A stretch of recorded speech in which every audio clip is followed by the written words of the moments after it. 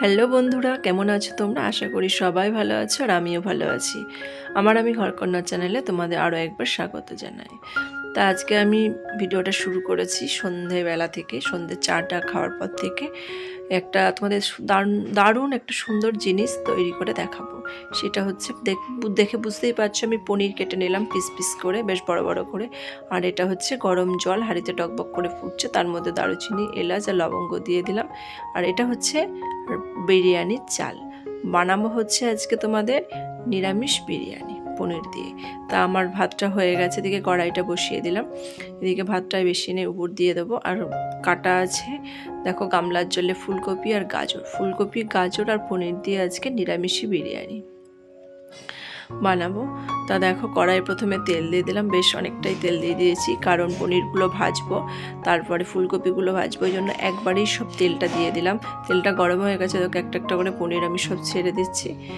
পনিরগুলো যে খুব ছোট করেছি তাও নয়, খুব যে বড় হয়েছে, বড় করেছি তার মিডিয়াম সাইজ করেছি। দেখো লাল লাল যেগুলো হয়ে গেছে সেগুলো আমি একটা একটা করে তুলে নিচ্ছি। তা আমার সমস্তগুলোই লাল লাল হয়ে গেছে, জন্য তুলে নিচ্ছি। দেখো একটু একটু লেগে লেগে যাচ্ছিলো, তাই ওই জন্য ভালো করে সাঁড়াশে দিয়ে ধরে ভালো করে খুন্তি দিয়ে চেঁচে নিলাম। যে দেখো তোলা হয়ে গেল, পনির কটা ভাজা হয়ে গেছে। আর এদিকে আলুগুলো না একটা প্রেশারে সিটি মেরে নিয়েছিলাম, সেদ্ধ করা ছিল একখানা। দিয়ে দেখো আলুগুলো দিয়ে দিলাম, আলুগুলোর ওপর একটুখানি নুন ছড়িয়ে দেবো, তারপরে একটুখানি হলুদ দিয়ে নাড়াচাড়া করবো। আলুগুলো তো সেদ্ধই আছে, অসুবিধা কিছু নেই। একটু ভালো করে লাল লাল করে ভেজে নেবো। তো আলু কটাও ভাজা হয়ে গেছে, একটা একটা করে তুলে নিচ্ছি। পনিরের থালাতেই তুলে নিলাম, পরে ভাগ করে নেবো। আপাতত এখন এই থালাতেই তোলা থাকুক। আলু কটা ভাজা হয়ে গেছে, দিয়ে ফুলকপি কটা দিয়ে দেবো। ফুলকপি কটা ভাজার পর দেবো হচ্ছে তোমার গাজর ভাজা, গাজরটা ভেজে নেবো। ফুলকপি কটা একটু নাড়াচাড়া করে ভালো করে বেশ লাল লাল করে ভেজে নিতে হবে। দিয়ে আমি দেখো পনিরের থালায় আলুগুলো তুলেছিলাম, সেগুলো আলাদা করে নিয়েছি। পনিরটা একদিকে করে দিয়েছি, আলুগুলো একদিকে করে দিয়েছি।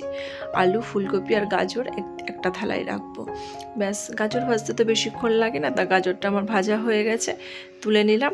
দিয়ে এবার যেমন মাংসর গ্রেভি করে তেমনি একটা গ্রেভি করে নেবো। তা তেলটা আছে, আর তেল দেবো না, খুবই কম তেলেই করব। আর প্রথমে দিয়ে দিলাম কাঁচা লঙ্কা, তেজপাতা, একটু আদা বাটা, তারপরে হচ্ছে একটু ধনে গুঁড়ো। এবার দেবো হচ্ছে তোমার জিরে গুঁড়ো, তারপরে দেবো হচ্ছে তোমার একটুখানি কাশ্মীরি লঙ্কা, যেটুকুনি ছিল, অল্পই ছিল, যেটুকুনি ছিল দিয়ে দিলাম। তারপরে হচ্ছে হলুদ দিলাম একটু। তারপরে এবার যেগুলো দেয়, কেওড়া জল, গোলাপ জল, এইসব দিয়ে দেবো। দিয়ে একটুখানি ভালো করে কষে নেবো মশলাটা। এক এক করে সব দিয়ে দিলাম। একটু বিরিয়ানি মশলাও দিয়ে দিলাম, একটু নুন দিয়ে দিলাম পরিমাণ মতো। দিয়ে এবার এই যেগুলো ভাজা আছে গাজর আর ফুলকপি, সেগুলো দিয়ে দেবো। দিয়ে একটু নাড়াচাড়া করে নেবো, ভালো করে কষে নেবো। কষে নিয়ে একটু টমেটো কুচি দিয়ে দিলাম, দিয়ে জল দিয়ে দিলাম। এবার মাংসর মতন ফুটতে থাকুক, টকবক করে গ্রেভিটা হোক ভালো করে। আর এই দেখো ফুটছে টকবক করে। আর পনির কটা এবার দিয়ে দেবো, কারণ সঙ্গে সঙ্গে পনির দিইনি, কারণ যদি ভেঙে গুঁড়ো গুঁড়ো হয়ে যায়, ওই কারণে দিইনি। নামানোর একটু আগে পনির কটা দিয়ে একটুখানি ফুটিয়ে নিলাম, ব্যাস আমার গ্রেভিটা রেডি। এই দেখো, দেখেছো গ্রেভিটা ভালোই লাগছে, দেখতে তো ভালো লাগছে, দেখতেও ভালো হয়েছে, খেতেও যেন তো সুন্দর হয়েছে। দেখো হাঁড়িটাতে ভাতগুলো সব খালি করে নিয়েছি, দিয়ে একটুখানি ঘি মাখিয়ে নিচ্ছি হাঁড়িটা ভালো করে। দেখো ভালো করে চারপাশটা ঘি মাখিয়ে নিলাম। আর দিয়ে একটু কি বলতো, ভাত দেওয়ার আগে একটু গ্রেভিটা দিয়ে দিলাম, কারণ ভাতটা লাগবে না, বিরিয়ানিটা লেগে যাবে না। গ্রেভিটা যদি দিয়ে তারপরে যদি স্টেপ বাই স্টেপ সাজানো হয় না, তাহলে পরে মানে বিরিয়ানিটা লেগে যাবে না। ওই কারণে প্রথমে গ্রেভি দিলাম, তারপরে একটু ভাত দিলাম। এটা হচ্ছে প্রথম স্টেপ সাজানো হচ্ছে। তারপরে আলুগুলো সুন্দর করে দিয়ে দিলাম একটার পর একটা। তারপরে একটুখানি আবার গ্রেভিটা ছড়িয়ে দেবো, আলু, ফুলকপি, গাজর, পনির এইসব দিয়ে একটুখানি ছড়িয়ে দিয়ে একটুখানি গ্রেভিটা দিয়ে দেবো। তারপরে আবার যে কটা ভাত, সেকেন্ড স্টেপে যে কটা ভাত ছিল সে কটা সব দিয়ে দেবো। তার দিয়ে দেওয়ার আগে একটুখানি দুধে ভেজানো কেশরটা দিয়ে দিলাম, গোলাপ জল দিয়ে দিলাম, কেওড়া জল দিয়ে দিলাম। আর দিয়ে দেবো হচ্ছে একটুখানি বিরিয়ানি মশলা। দিয়ে এবার সেকেন্ড স্টেপের ভাতটা দিয়ে দিচ্ছি। এবার সমস্ত ভাতটা দিয়ে দিলাম, একবারেই দিয়ে দিলাম। দিয়ে এবার যে কটা আলু ছিল সেটাও দিয়ে দিলাম। আর কড়াইয়ে যেটা গ্রেভি ছিল সমস্তটাই ঢেলে একবারে দিয়ে দিলাম। দিয়ে আস্তে আস্তে মশলাগুলো সব দিয়ে দেবো, ব্যাস ফাঁকা হয়ে গেল। দিয়ে দুধে ভেজানো কেশরটা দিয়ে দেবো। তারপরে দিয়ে দেবো হচ্ছে যা যেগুলো দেয় বিরিয়ানি মশলা, একটুখানি অল্প অল্প করে সব দিয়ে দেবো। কেওড়া জল, গোলাপ জল, ব্যাস দিয়ে দিলাম। গোলাপ জল দিয়ে দিলাম, একটুখানি কেওড়া জল দিয়ে দেবো, ব্যাস। এবারে দেবো একটু মিঠে আতর। মিঠে আতরটা আমি একবারই দিলাম, একবারে দিয়ে দিলাম, অল্পই ছিল আমার কাছে, ওই জন্য ঝেড়ে ঝুড়ে যেটুকুনি ছিল মিঠে আতরটা দিয়ে দিলাম, দিয়ে ব্যাস ঢাকা দিয়ে দেবো। আমার বিরিয়ানি সাজানো রেডি, বিরিয়ানি হাঁড়ি সাজানো রেডি। এবার গ্যাসের ওভেনের উপর দিয়ে দিলাম হচ্ছে তাওয়া, দিয়ে গ্যাসটা জেলে দিয়েছি, দিয়ে হাঁড়িটা চাপিয়ে দিলাম।